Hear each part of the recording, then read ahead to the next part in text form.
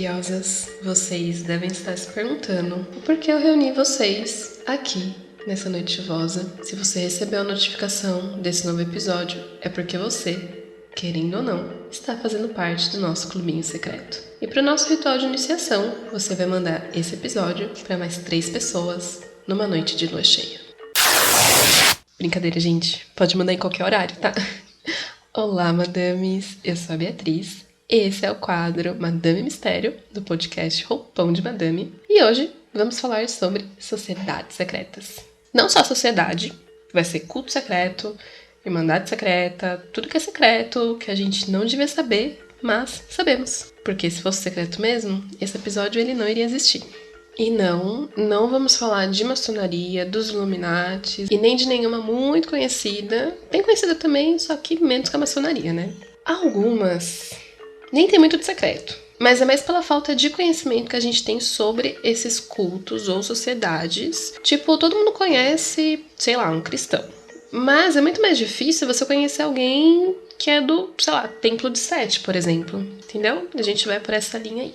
E vamos começar pela ordem ocultista Astro Argento, que não é exatamente uma ordem secreta, mas é meio difícil de entender como é que ela funciona. Fundada em 1907 pelo Aleister Crowley e o George Cecil Jones, ela é dedicada à evolução espiritual e o próprio site institucional deles, sim, essa ordem existe ainda hoje, diz que sua base é o misticismo cristão e judaico, sendo uma mescla de diversos elementos, inclusive orientais. As influências mais marcantes são a cabala, o yoga e a magia cerimonial.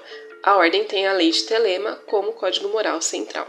Vamos por parte, porque o meu negócio aqui é complicado. Eu não sei por onde começar. Vamos começar pelo começo de tudo, que é o Aleister Crowley e o George Jones, que são os fundadores dessa ordem e que pertenciam à ordem de Golden Dawn, que foi forte lá no século 19 e 20. Só que o nosso personagem principal aqui é o Aleister Crowley, que foi considerado o cara mais perverso do mundo. Eu, sinceramente, não entendi muito bem por quê. Talvez pelo contexto da época. Eu acho que na época que ele viveu, ele realmente poderia ser uma pessoa muito perversa. Mas hoje a gente sabe que depois dele veio gente muito pior. Ele era ocultista, filósofo, poeta erótico, consumia drogas para alcançar outros planos espirituais. Uma entidade egípcia ditou o livro da lei para ele. Ele também tentou fazer voltar à vida deuses, tentou contratar um anjo da guarda, invocando 12 demônios, e nisso ele acabou deixando uma casa mal assombrada, ou muito bem assombrada, na verdade. Teve uma vez que ele invocou 30 demônios num ritual de magia sexual, e ele também foi expulso da Itália pelo Mussolini. O Crowley, ele era de família abastada, mas ele morreu pobre e quase sem seguidores.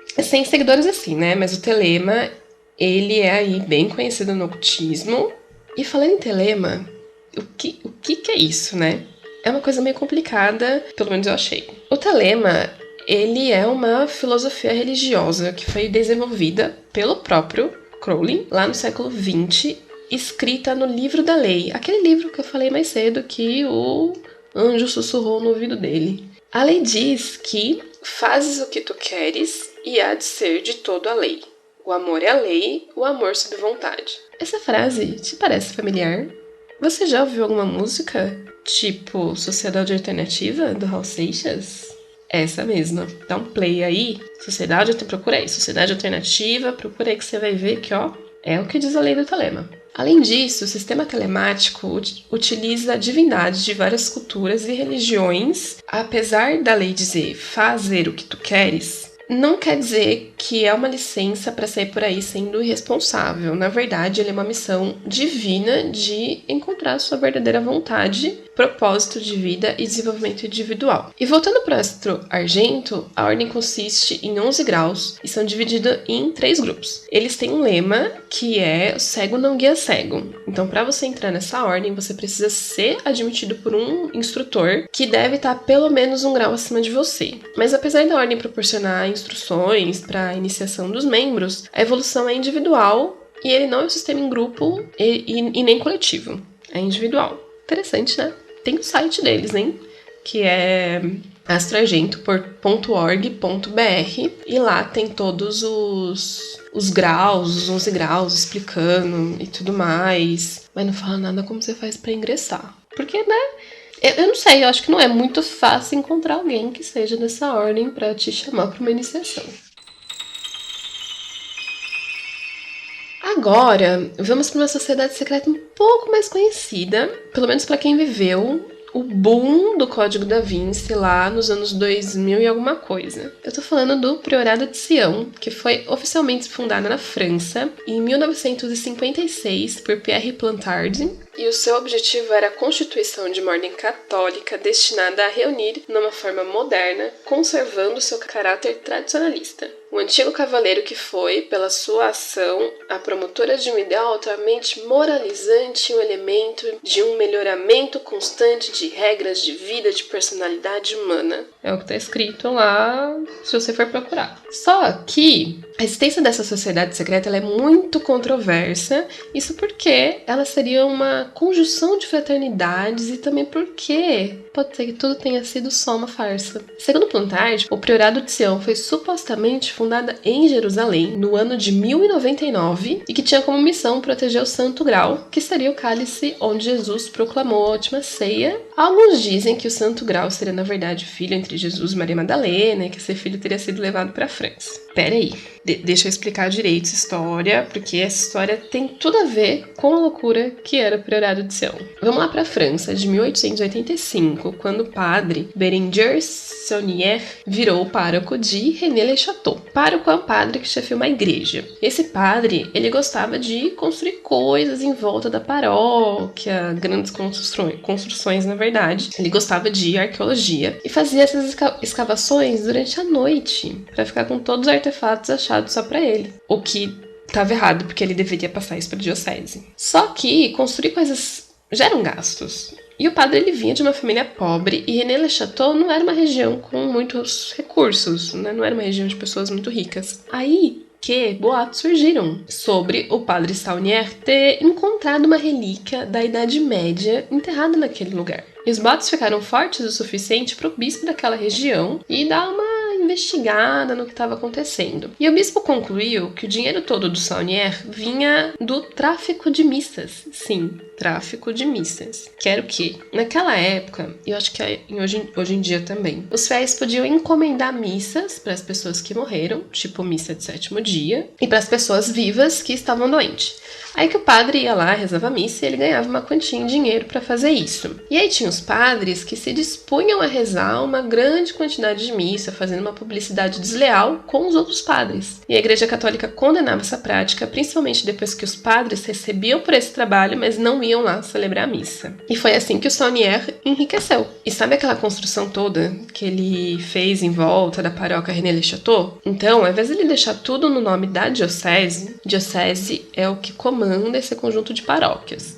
Ele passou para o nome da Marie de Nanarde, tô ótima no francês, né? Que seria sua suposta amante. Só que os boatos todos do tesouro escondido naquelas terras continuaram e ficou ainda mais forte depois que a Marie, lá nos anos de 1950, tentou vender a propriedade. E ela achou que contando sobre esses tesouros iria aumentar o interesse de alguém por comprar o lugar. E deu certo, hein? Um dos compradores, o Noël Corbu, abriu um restaurante em uma das construções e lá ele começou a divulgar para a imprensa local sobre esses rumores do tesouro e tal, para atrair uma clientela para o seu restaurante. E é aí que entra o Pierre Plantard, ele mesmo, o fundador do Priorado de Sião. Ele pegou essa história do Noël Corbu, que ele estava contando para os amigos repórteres, e acrescentou mais coisas. Ele disse que havia sim tesouros, mas que havia em especial o Santo Grau, que na verdade eram os documentos que provavam que em vez de ascender aos céus, Jesus Cristo tinha ido parar na França com a Maria Madalena e construiu uma família ali. E, na verdade, uma dinastia que o Plantard chamou de Moronvídeos. E depois que essa dinastia caiu, o Priorado de Sião ficou responsável por proteger esse sangue sagrado. E o Plantard contou isso para uma galera e para o escritor esotérico Gerard de Sade, que escreveu um livro sobre isso chamado L'Or de René, que em português significa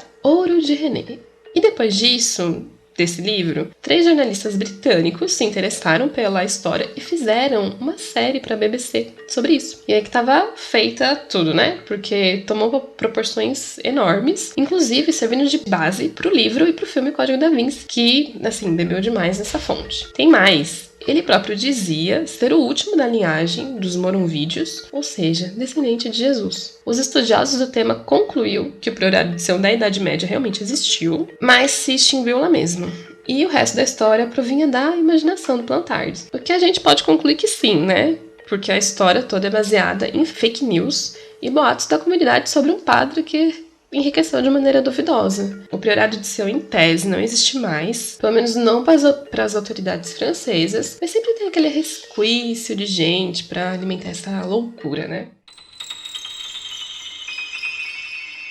Agora, vamos pisar em terras brasileiras para falar de uma sociedade secreta daqui. Eu amo que de secreta geralmente as sociedades não tem nada, né? Mas ok, vamos lá. Você já ouviu falar da Burschenschaft paulista? Gostou do meu alemão? Bom, eu nunca, mas tenho certeza que estudantes de direito e advogados sim, mais precisamente se eles estudaram na Faculdade de Direito de São Paulo. Mas essa aqui, diferente das outras duas que falamos, não tem uma base esotérica e nem religiosa. Ele seria mais uma sociedade com princípios políticos, falando assim a grosso modo, isso porque muitos membros da Bucha, como ela é carinhosamente chamada, influenciaram nos sumos do país desde a queda da monarquia. Mas vamos do começo. Burschenschaft, que vamos chamar de Bucha, foi criada na década de 1930 pelo Johann Julius Gottfried Ludwig Frank. Gostou do meu alemão? Caprichei, hein? Conhecido no Brasil como Julius Frank, que era um professor alemão do curso anexo, que seria tipo um pré-vestibular da Faculdade de Direito do Largo São Francisco, que é a Faculdade de Direito da USP, né, hoje em dia. E no começo ele tinha uma finalidade totalmente diferente, mas eu vou chegar lá. Vamos falar primeiro do Julius Frank. Ele veio da Alemanha para o Brasil em meados de 1828. Antes ele era da cidade de Gotha e era um aluno exemplar da Universidade de Gotinga, na Baixa Saxônia, região central lá da Alemanha. Só que ele se envolvia em brigas, tinha muitas dívidas e isso fez com que ele fosse expulso de lá. E ele veio para o Brasil e aportou no Rio de Janeiro. E lá, ele já viu que uma comitiva estava vindo para São Paulo, mais precisamente lá para Sorocaba, interior do estado, e ele foi junto com essa galera. Lá em Sorocaba, ele chamou a atenção da elite pelos seus excelentes conhecimentos. Logo, ele começou a lecionar para os filhos de fazendeiros para que eles passassem para a Faculdade de Direito de São Paulo. E aí, esses jovens foram para São Paulo e levaram Julius Frank com eles para auxiliar nos estudos e tal. Nessa, ele começou a lecionar tanto para a república dele, né, com esses jovens, quanto para outras repúblicas também. O Julius, ele tinha um extenso conhecimento em línguas, história e geografia, e logo ele se destacou e foi dar aulas nesse curso anexo da Faculdade de Direito. E lá ele era super preocupado com o ensino e com os alunos menos favorecidos. Isso porque alguns alunos, eles não conseguiam se manter longe dos pais, em questão de custo de alimentação, aluguel e tal. O que é muito comum hoje em dia ainda, né? Foi lá que o Julius teve a ideia de formar uma Burschenschaft, que era a associação estudantil comum na Alemanha e em outros países europeus de tempos assim bem remotos, e consistia em criar um caixa para manter esses alunos menos favorecidos. Era cobrada uma taxa de acordo com o quão rico o membro era. Quem podia mais, dava mais. E isso auxiliava os outros estudantes com pouca renda, mas com muita vontade de estudar. O caráter da sociedade secreta era para preservar esses alunos que não tinham tantas condições financeiras e também as pessoas que doavam grandes quantidades de dinheiro. E os ritos e o código moral dessa sociedade era uma forma de atrair os jovens. Então, em 4 de julho de 1830 foi fundada a Bucha, só que esse princípio louvável de ser filantrópico foi ignorado por quase todos os membros, que eram alunos, professores e pessoas importantes da sociedade de São Paulo. Mesmo assim, havia o pagamento da mensalidade e tal. Em pouco tempo, ela atingiu o número de 200 membros, o que é bastante se você considerar que havia cerca de 11 mil habitantes em São Paulo naquela época. E essa galera aproveitou para propagar o ideal liberal e republicano, lembrando que aqui a gente ainda estava na época do Brasil Império. E assim como toda sociedade secreta, a Bucha também tinha seus ritos. Primeiro que para entrar era necessário ser convidado por um membro e todos tinham que fazer um juramento. Já a estrutura da sociedade era assim. Dentro da faculdade, os alunos eram divididos em catecúmenos, crentes e 12 apóstolos. Já fora da academia, os já formados tinham outros graus, que eram os chefes supremos que constituíam o Conselho dos Divinos. Todos os nomes muito religiosos, né? divinos, apóstolos, enfim. E assim, os ex-alunos mais antigos conseguiam colocações para aqueles alunos que estavam se formando. Então a sociedade começou a ultrapassar os muros da faculdade. E com isso, os ideais também mudaram.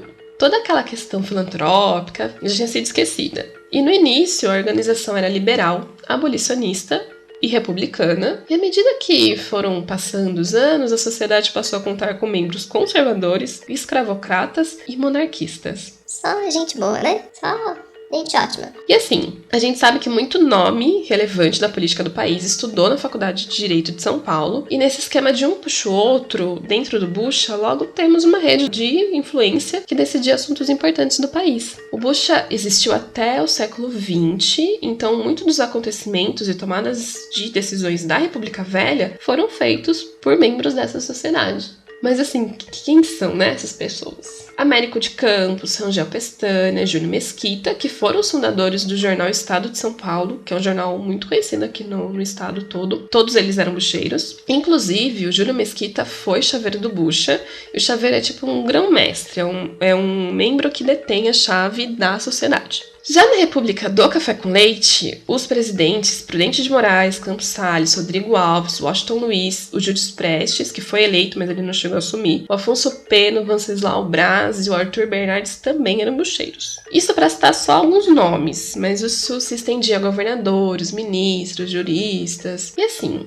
Você deve estar se perguntando, mas qual que é o problema? Ao meu ver aqui, é que ninguém fora dessa sociedade tinha o poder de mandar alguma coisa e, consequentemente, de mudar alguma coisa. E a gente estava falando de uma galera que esqueceu a parte filantrópica do Bush e ficou só com a parte conservadora. Então, é sim um problema um país ser regido por um grupinho minúsculo de pessoas que engloba aquela bolha formada da faculdade de Direito, que não era um lugar que qualquer pessoa podia estudar, né? Mas assim, é opinião minha. E, em 1924, após a Revolução Tenentista, o presidente Arthur Bernardes proibiu o funcionamento da organização e pôs fim à Burscherschaft paulista. Já o fundador, o Julius, morreu precocemente de pneumonia com 32 anos só. E por uma sequência, assim, de acontecimentos, ele está enterrado no pátio da Faculdade de Direito de São Paulo e o seu túmulo é tombado como patrimônio histórico. Agora, vamos para o que eu considero uma sociedade secreta realmente secreta, a mais secreta dessa lista. Tão secreta que nem vai ter tanta coisa para falar aqui, porque ela é muito secreta. Você, pessoa que anda pelo submundo da internet ou pela Deep Web, já ouviu falar do Cicade 3301? Ou Cicada 3301? Eu vou chamar de Cicade, tá? Essa não é exatamente uma sociedade secreta, nem um culto diferente, mas secretos são as pessoas responsáveis por propagar o Cicade e a finalidade disso tudo. Do começo, então. Cicade 3301 é um quebra-cabeça da internet propagado no fórum 4chan, onde as pessoas deviam resolver problemas e charadas que envolviam criptografia, segurança de dados e essas coisas, e quem ia resolvendo ia passando de nível. A intenção com isso tudo era recrutar pessoas altamente inteligentes, mas recrutar para quê exatamente? Não sabemos. Ninguém que foi recrutado voltou para contar. Na verdade, voltou, mas eu conto depois. O primeiro mistério foi publicado no dia 5 de janeiro de 2012 por um usuário de nome 3301, lá no 4chan, que é uma rede antissocial, por assim dizer, onde existem vários subfóruns e cada um com seu tema específico e sua diretriz específica. Os posts, eles são feitos no anonimato e a rede é para maiores de 18 anos. E lá você encontra de tudo mesmo. Tudo mesmo, inclusive o Anonymous surgiu de lá. Bom, apesar do 3301 não falar qual era o objetivo do desafio, várias pessoas participaram e foi aí que iniciou o que, sem dúvida, é um dos maiores, para não dizer o maior, mistério da internet até agora. Mas, se você está se perguntando que tipo de desafio é esse, o primeiro era achar uma imagem escondida no texto do post. E quem acerta? Mas assim, são coisas difíceis de fazer, porque tudo envolve criptografia, coisas que nerds gostam. E quem acertando ia para a próxima etapa, e cada resolução revelava uma imagem, um site, um arquivo de música, tudo criptografado. E nessa que descobriram que o nome do grupo responsável era o Cicade 3301. E a galera ia sendo direcionada para pontos reais até, no mundo real mesmo, sabe? Eles descobriram coordenadas que levavam a diferentes pontos do planeta, e nesses lugares tinham panfletos de cigarras, Cicade em inglês, com um QR Code que nele direcionava para outra parte da web. Todo dia 5 de janeiro era lançado novos desafios, e isso foi em 2012 a 2016, mas em 2015 não teve desafio porque ninguém tinha desvendado o desafio anterior, né, de 2014. E assim, sempre há boatos, né, de quem era o responsável por tudo isso. Claro que nomes como a CIA, a NSA, o FBI sempre entram nessas listas de possibilidades, mas nunca foi... Não conseguiram descobrir. Eis que, em 2015, a revista Rolling Stones publicou uma matéria com 2 jovens, o Marcos e o Tech, que diziam terem feito parte do Cicada 3301, isso porque eles conseguiram resolver todos os mistérios. A matéria tem 6 páginas, então eu vou dar uma boa resumida, porque eles contam praticamente o passo a passo de como eles conseguiram solucionar tudo, e na época ambos tinham 15 anos. E segundo eles, e eles não sabem também o quão disso é verdade, o grupo era composto por amigos que tinham interesses em comum, como anonimato, privacidade e criptografia. E eles queriam uma maneira de reunir seus talentos e criar um software útil para garantir essas ideias. Muito vago, né? O grupo garantia que não fazia parte de nenhuma organização governamental e nenhum exército, e os 2 meninos disseram também que o grupo parecia mais uma sociedade secreta, que eles compartilhavam um objetivo em comum: aumentar a privacidade, a segurança na área digital e ganhar a liberdade de informação. Então, a função do pessoal de lá, incluindo os novos recrutados, era criar um software que se encaixasse na ideologia do grupo. Tudo muito vago, muito vago. Foi decidido que esse software seria para proteger delatores, que eram pessoas que soltavam informações sigilosas do governo e exércitos. Sabe o Wikileaks? Mais ou menos isso. Não o programa ser isso, mas os desertores. No começo, todos trabalhavam juntos, só que as pessoas elas tinham a sua vida e os seus empregos do mundo real. Até porque ninguém ganhava nada de dinheiro para estar fazendo esse programa. E o Tech mesmo nunca mais apareceu no grupo, depois de um tempo, assim como outros membros, que ele tinha seu emprego lá da vida real. E o Marcos ficou até o final trabalhando sozinho nesse software, até que eles abriram um novo desafio em janeiro de 2013, e, em março do mesmo ano, um outro membro do grupo, que também foi recrutado em 2012, mandou uma mensagem pro Marcos falando que eles tinham sido demitidos. E foi isso. E continua o mistério de quem são e o que fazem o grupo Cicade 3301. O certo é que qualquer coisa que tenha um pezinho fora do nosso campo de conhecimento já é motivo para criar teoria, conspiração e chamar qualquer grupo de sociedade secreta. E a verdade é que as sociedades realmente secretas, o que elas fazem, o que elas comandam, existem sim por aí, mas a gente nunca vai ter ideia de quais são, ou onde estão, ou quem são os membros. E aqui eu secretamente encerro nosso encontro, mas antes vou deixar uma missão para você, caros membros do Clube das Madames Misteriosas. Outubro é nosso mês especial do terror e eu quero histórias de assombração que vocês passaram. Vale tudo, visagem, espírito, ET, paralisia do sono, qualquer coisa, pode mandar para o roupãodemadame.pod@gmail.com ou para nossa DM no Instagram, @roupãodemadame. Conto com o apoio de vocês, meus jovens, e até o nosso próximo encontro numa noite chuvosa de lua cheia. Tchau!